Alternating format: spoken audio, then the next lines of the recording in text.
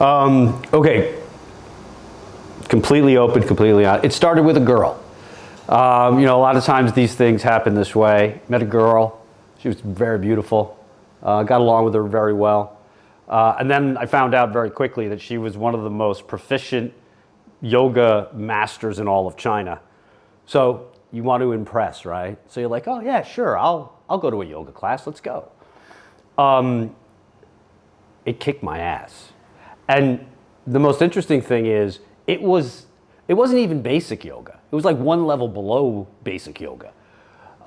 So I was like, okay, let me try to continue to look into this.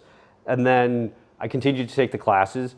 It was pretty sporadic. I would do them maybe a few times a week in the beginning, and then I would take a couple of months off and then get back into it. But it really began to hit home. I began to really understand yoga really wasn't about just the exercise or what they call the asana.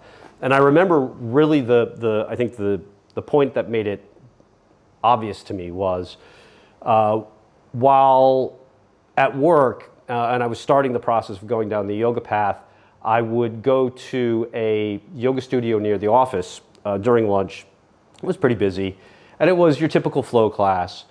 And I was struggling but doing my best. And there's a point at the end of the class called Shavasana where you're supposed to just lay down and be with the exercise that you just did.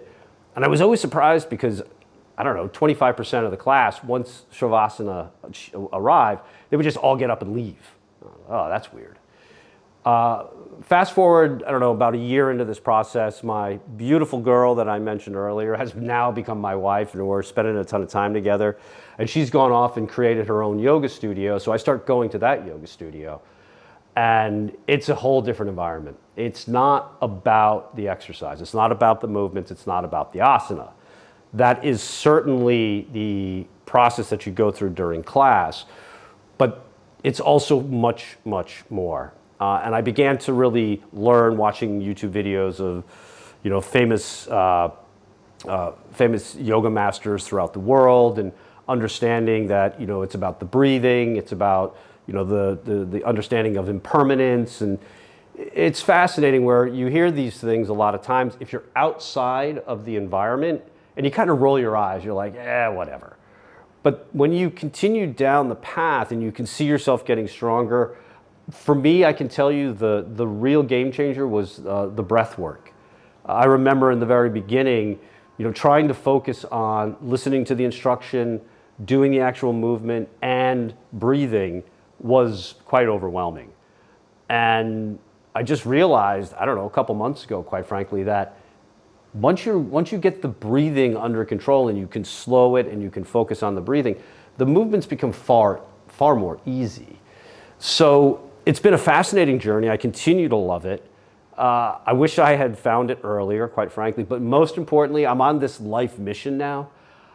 Got to get more men into yoga. You know, every class I go into, honest to God, I'm the only guy.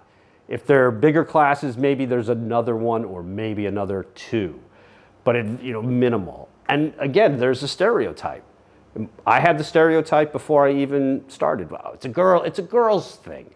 Guys don't do yoga. Come on, you big sissy. And it's not. Yoga kicks your ass. And it is great, as cliche as it sounds. Yoga is great for the body, great for the mind, and great for the soul. And anybody that sees this video, especially the men out there, you gotta try yoga. You've gotta try yoga. It is a genuine game changer.